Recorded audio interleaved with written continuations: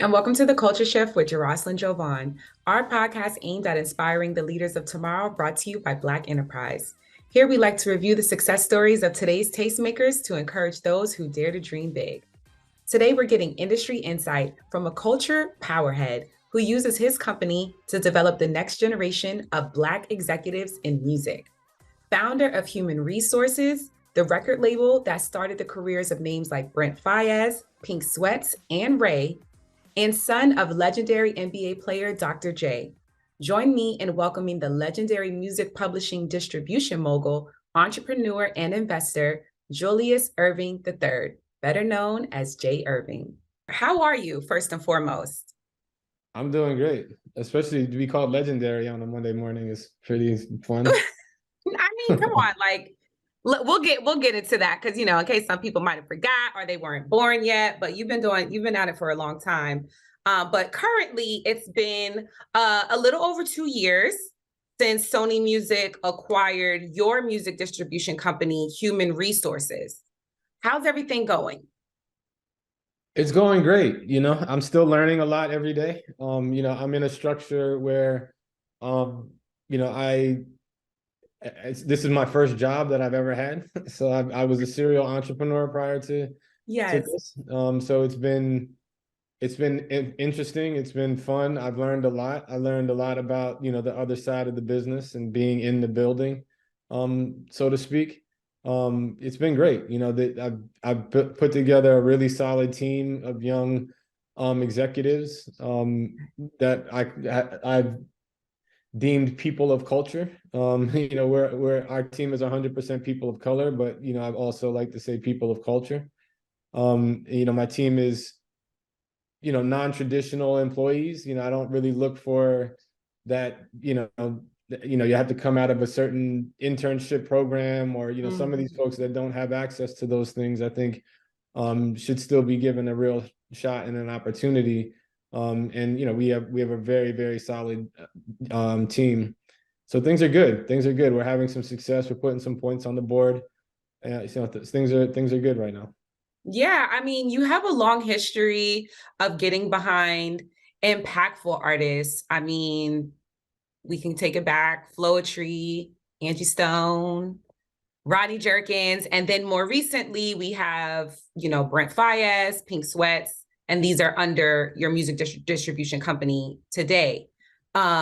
What would you say is like the secret behind getting behind artists that are really able to move the culture and build solid fan bases from just like their passion?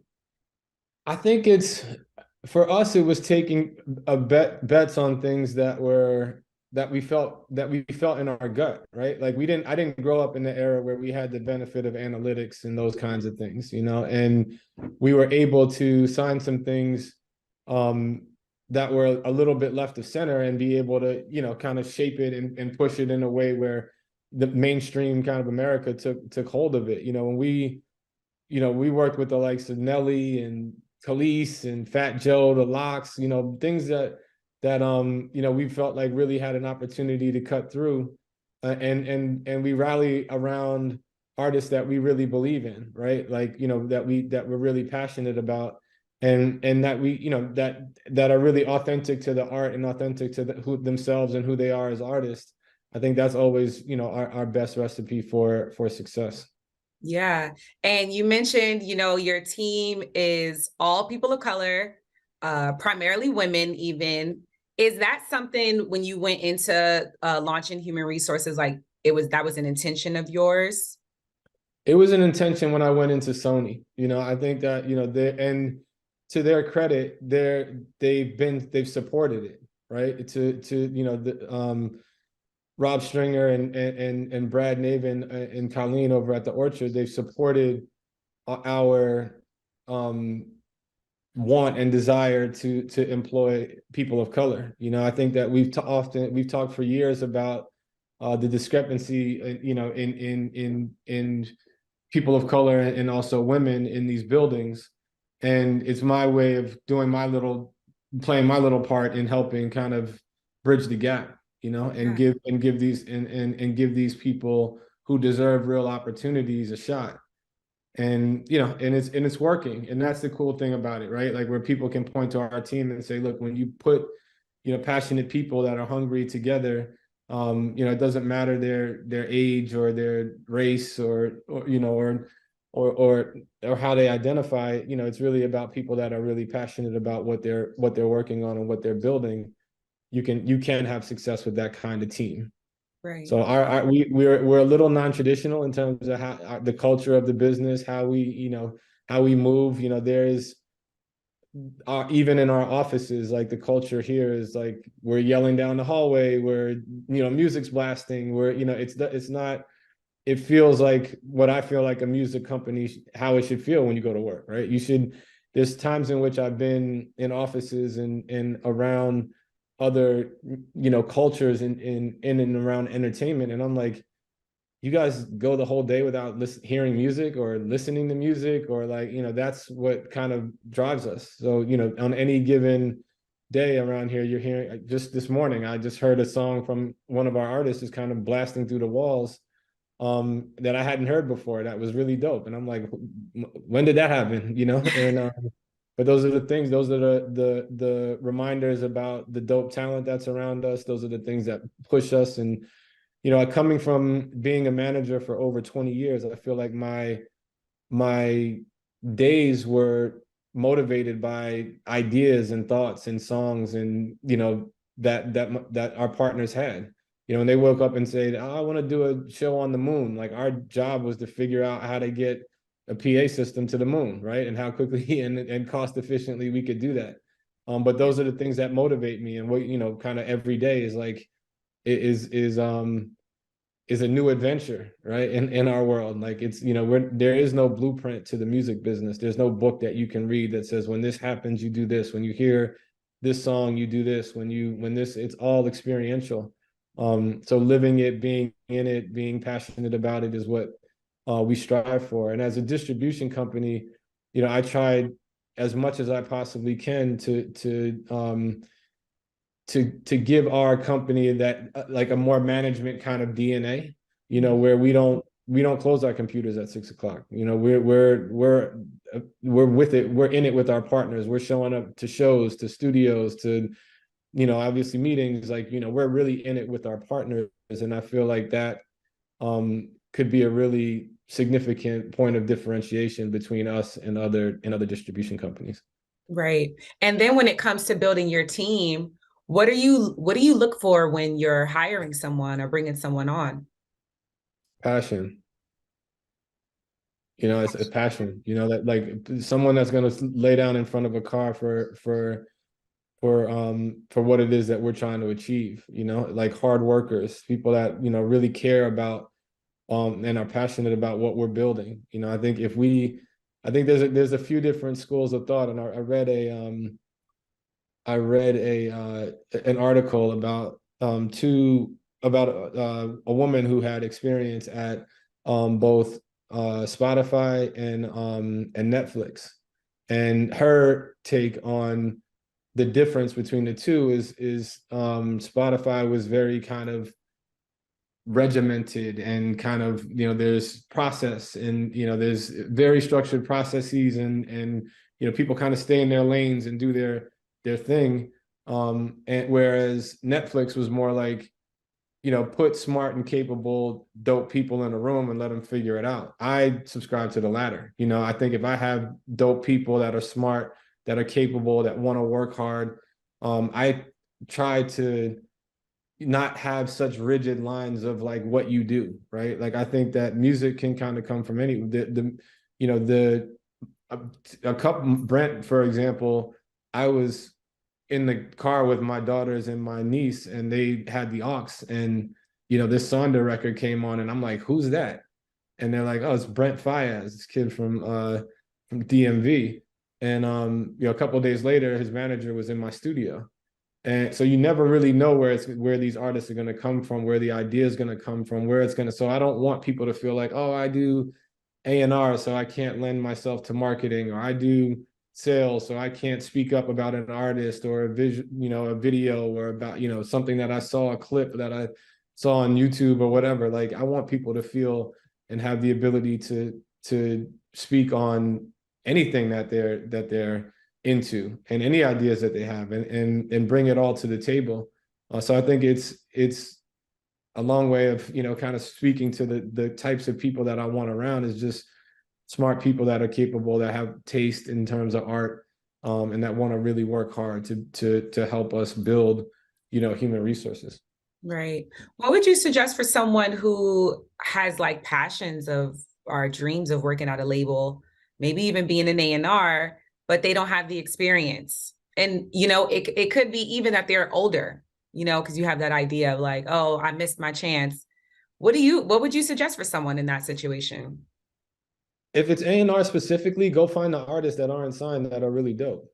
Because if someone walks in my office and they turn me on to three artists that I've never heard of before that are unsigned, that are amazing, I'm gonna be like, hold on, you got the sauce, like I want more. Like, let's build more. Let's, come work here, whatever, the opportunity is. But go if you want to be an A&R person, go find those artists that folks would want to sign. It'll make you very attractive very quickly. If it's marketing, like, what are some marketing ideas and that you would put forward for, artists that are on our roster? Cold email them. If I see things that are creative and that's like, wow, this is amazing, I need to know this person. And I think it's try to get into and in front of as many people as you possibly can. You're that old cliche of your network being your net worth is real. Like, if you build a solid network, and I think it's been the most important thing for me over the last 25 years has been my friend group, who happens to be my network, who happens to be, some of the most successful people in and around music. They keep me going every day. They push me and motivate me, and those are the people that I've chosen to spend, the majority of my time with when I'm not with my kids, is them. And, really it's about it's about networking, getting in front of the right people. But my advice would be, start doing the work. Oh yeah. That was such good advice. Yes, no, definitely. I'm really excited to share that. Because it sounds so simple, but sometimes somebody's just like not even thinking that. Like, oh yeah, cold email. Duh. Right. Now, growing up as the son of basketball legend Dr. Dre, what sparked your interest in music? Because you've now, he has his legacy in basketball, but it's like you're building this legacy. You've been building this legacy in music. What sparked your interest in music? If I'm honest, I think subconsciously I fought sports, because I think it was probably what most people felt was the most natural kind of pathway for me. I didn't get the height, I didn't get the hops that my dad had, so being a player was out of the question.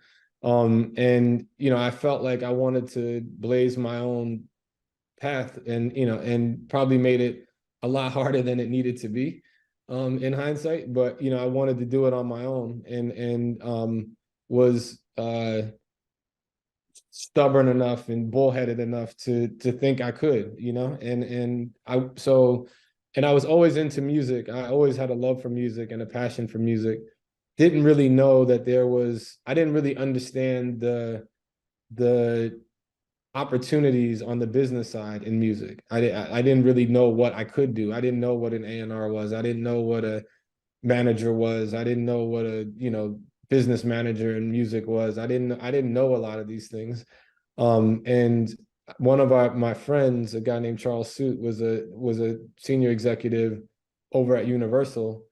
And when I was coming out of school, I kind of was looking around and taking stock of what everybody else was doing. And I just knew, and I did internships every summer when I was in college in different fields. And each summer I felt like I checked something else off my list that I didn't want to do. It was like, okay, I don't want to do that. That sucked. This wasn't fun. I'm not passionate about this. I kind of took those where a lot of people started to build a resume with their internships. I was like checking, checking off what I knew I couldn't do. I knew I wasn't prepared to do, to work a more traditional 9 to 5 type job. I just my brain doesn't work in that way. And I wanted to think about music, and he encouraged me to get into management, where as a manager, you have to wear a lot of different hats. Like some days you're, you know, an A&R and you're helping make an album. Other days you're helping set up a tour. Some days you're a therapist. Some days you're big bro. Some days you're, overseeing the lawyer, and you just have to wear something, the label, and dealing with dealing with all of those folks. So you're wearing so many different hats that it helps you understand every aspect of the music business. And his advice was that if you go into management, you're dealing with all of those things, you'll be able to figure out where you want to be. And I just happened to stay in management for over 20 years. Yeah. I mean, looking back at your years in the business, what are your thoughts on the current state of representation in the music industry, but on the executive level? On the management side, it's I'm so impressed with what young people are doing these days, if I'm honest. The toolbox, the tools that they have, the way in which they're applying them, the way in which they're not waiting for uh record companies and and to kind of do the work for them.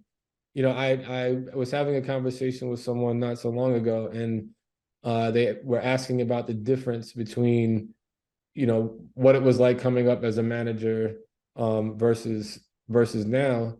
And my answer was simply like the toolbox and the things that these kids have access to, or young people, not kids. I don't, young people. And he was like, well, what are some of those things? I said, well, to age myself a bit, we didn't have the internet in my toolbox when I started in music. We didn't have social media. We didn't have, a lot of these, there was no streaming, there was no digital anything really at that point, and the young people and young executives are taking advantage of the tools that they have and really applying these tools and kind of taking some of the control back, in my opinion, in terms of some of the gatekeepers that were kind of controlling what's hot, what's not, what's going to get pushed, like, a lot of that gatekeeping has been taken out of the game, and you see what's happening on social media. You have a record, that can jump off of TikTok. We see what's happening with this Miguel record right now.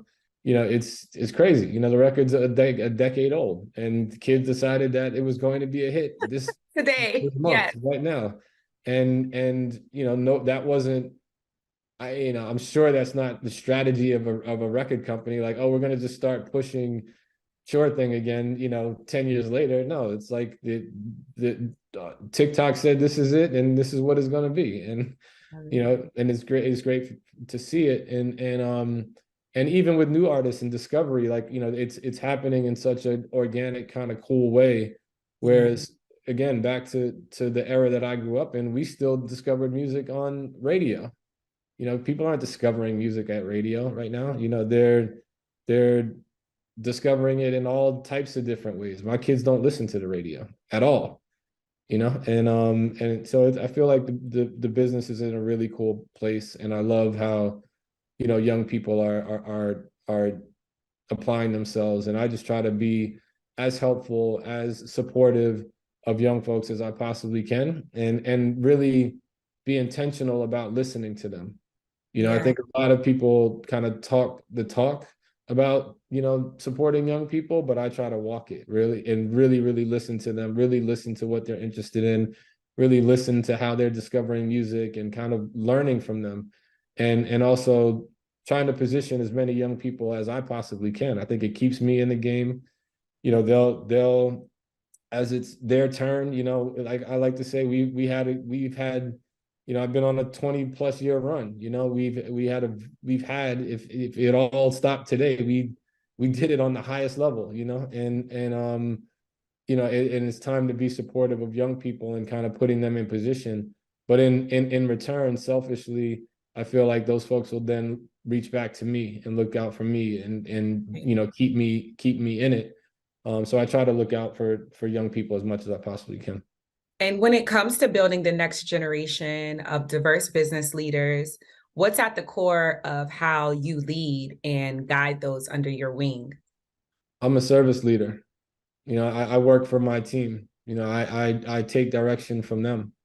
That it's just that simple. I'm here to serve them and and plug in where I can. I try to lead by example as well. I put the hours in. I'm responsive. I'm returning calls, emails, texts. I'm bugging them at all hours of the day and night with ideas and thoughts and I don't encourage all of the to take on my work-life balance but it's I do try to lead by example and really working hard and showing them that in hard work you can get the result. Yeah. And like, what was at the center of your vision when you founded Human Resources? I felt like the industry was like, so when I was partners with a guy named Troy Carter for most of my career in management, and Troy was really the face of our company, and he did a lot of things that he's amazing at, a lot of things that I'm not really good at, right? Which is a lot of it is this, just interviews and kind of frontward facing stuff. And he's one of the smartest people, that I've ever met. And the way that he led us, as not just our company but us as a collective of Black executives, was amazing. And I got to kind of do what I love, which was sign acts, develop acts, be close to the artist, and kind of fly under the radar. But when we came out of our management company, I quickly realized that I didn't have options for traditional jobs. I was a little naive in thinking that I would be able to go get a very senior job at a record company, or go to one of the streamers, or go. I was kind of naive in that it's with the stuff that we've touched over the years, that I would be able to transition pretty easily. And I quickly realized that that wasn't the case. I was forced back into being an entrepreneur.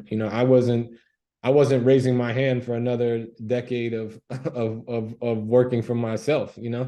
I was ready to take on a more traditional kind of job and route. And I was forced back into being an entrepreneur, and I was looking at the state of the business and felt like distribution with services was an area where I could be disruptive, right? I felt like there was only a couple people in the game that were really focused on it.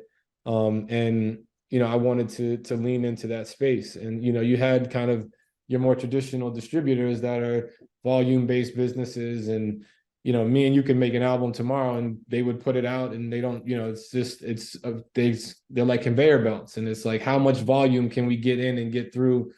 And I wanted to take a different approach where it's more curated. We are very selective about the artists that we work with. We lean into the with our partners and really provide what record companies call label services. And we do it in a structure where the deals are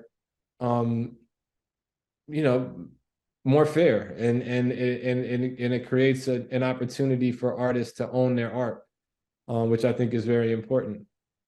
So that was the motivation, and I was, it's a lot more sleepless nights. It was a lot more anxiety around self-financing and self-starting a business. It's not easy, and it's not an easy proposition by any stretch of the imagination. But we Right. were blessed to have some great artists early, and have some success and put some points on the board, and ultimately go and do a deal. Yes. Sony came in and acquired the business. Right. Well, like in 3 years, because you launched it in 2017 and then the acquisition came in 2020. Yep. So how did that feel? Was that kind of like a sigh of relief? Like, yes. It kind of felt like I wasn't wrong, like I wasn't wrong in what I was trying to build, for anybody to pay attention to what I was doing, and to have guys that I really respect, the folks at Sony and at the Orchard, really acknowledging what we were doing and wanting to be in business. It feels like, I wasn't wrong, in the pathway that we were taking. So it felt great. And again, it's like we're currently having success with this artist Ray, and she has a record called Escapism that is currently platinum in 12 countries, 13 countries, and gold in probably another 5 or 6 more. And that doesn't happen if I'm a mom and pop shop. It's having boots on the ground around the world allowed for that to happen. And it's kind of a proof of concept of what we can do when we have the right artist plugged in the right songs at the right moment with the right creative around it, plugged into this machine. We can create. Ray will ultimately be the first global female pop independent superstar. And that's important for us. That's the part that you know when I thought about what I wanted to build, and I thought a lot about legacy. That's the part where people can look back and say, remember when Ray was the first female to do this independently and break globally. And those are the things that I want people to remember about human resources. Remember when the industry kind of changed a bit and you had these distribution companies popping up that were doing services that were kind of boutique-ish, but had human resources was one of the first to do that. I want people to point back and have that be a part of the legacy and what we're building. And you also founded the music and tech company Q&A Venice Music, right? I'm a co-founder in that, but Troy and Susie were I had initially founded it and are still building it today. And what they're doing is super unique. Like Troy and both Susie have always been on the front side of technology, and the platform that they're building and the access that is going to give young artists and executives is amazing. I mean, they're crushing it, but continuing to build out what will be the industry's leader in that intersection between technology and music. That's awesome. And as we go more into this open AI wave, are there any concerns about how that will impact any of your ventures or projects? Yeah, I mean, we're all trying to get educated at this point, right? I think what I've kind of mentioned to people that I've spoken to is I want to be more on the offense than on the defense. I think there's a lot of concern about, piracy and what it means and I think those things we'll figure that out, right? But how do we go on the offensive and find that 14-year-old kid that's applying AI in a very, very cool way that we haven't thought about yet? That's going to give us a taste of, what the next 30 years is going to look like, in terms of how they're applying AI. How do we go find those people? How do we tap into, the folks that are really using AI in a really cool way? Like how do we get aggressive? How do we get on the offense with it and kind of get caught up with what's out, because it's out there, and I think every day there's something new that's coming from that world. And I think we have to embrace it. And we also have to kind of put our seatbelts on, and take the ride and not try to just kind of sit back and play defense. Right. And so do you have anything coming up or any announcements that we should look out for? Lots of new artists that we're releasing.